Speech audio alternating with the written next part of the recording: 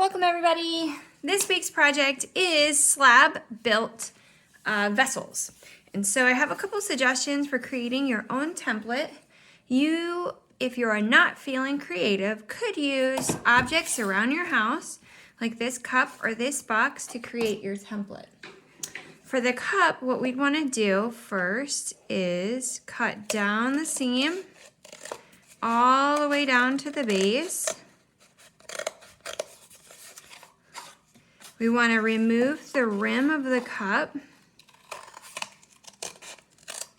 Remember, you want to try to make a level line when you're cutting. It doesn't have to be super perfect, but you wouldn't want it to be all wiggly waggly. Okay, and then we want to remove the base of the cup as cleanly as you can. I understand if you're not able to do this perfectly. Notice I'm not trying to cut it. I'm going to go ahead and tear it off and then cut it neatly.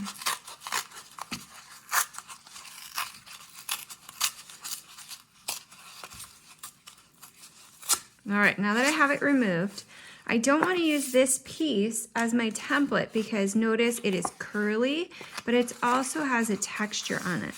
So underneath here, I have a piece of white paper.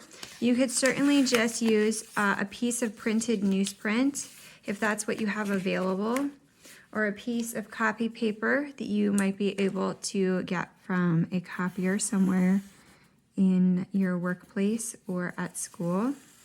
And we're going to trace that cup template.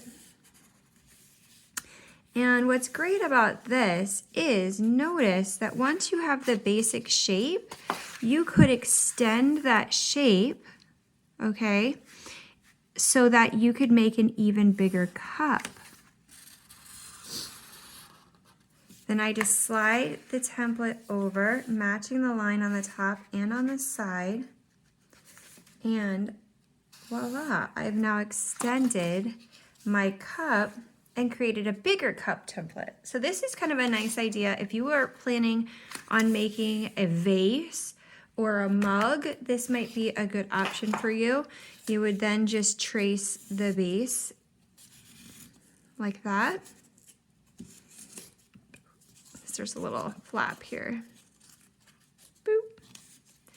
Okay. Now, the other option you have is a box here, and again, you would cut it along the seams to create the pieces. For this rectangular shape, remember you would only need to cut one, okay, of this side, but then mark it times 2 so you know to cut 2 of these out of the clay. 1, okay, and if you want this to be a rectangular prism, you could do this one times 6 and have all 6 sides be the same. Oftentimes, though, these 2 sides here are the same, and these 2 sides here are the same. So you would need 2 and 2, and I apologize, rectangular prism, you'd have 4, not 6. That was a rectangular cube. So that's an option. Your third option is to be creative and create your brand new own template. Now, when creating your own template, I will warn you that if you want a weird shape, you're going to have a lot of difficulty on your first project.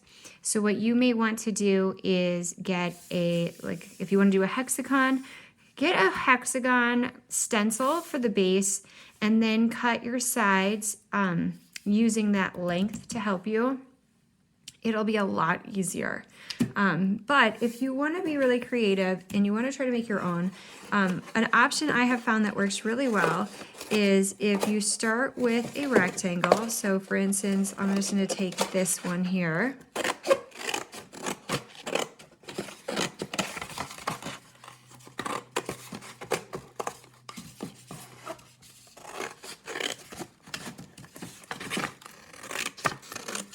Okay.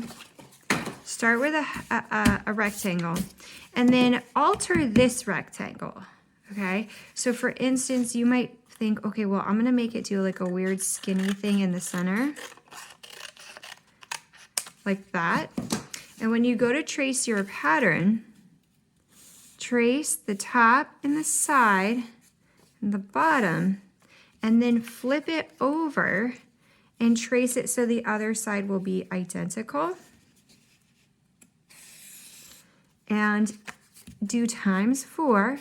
And when you go to put this together, the base will be a square and the top will be a square, but the center will create this cool, weird inset where it's smaller in the center.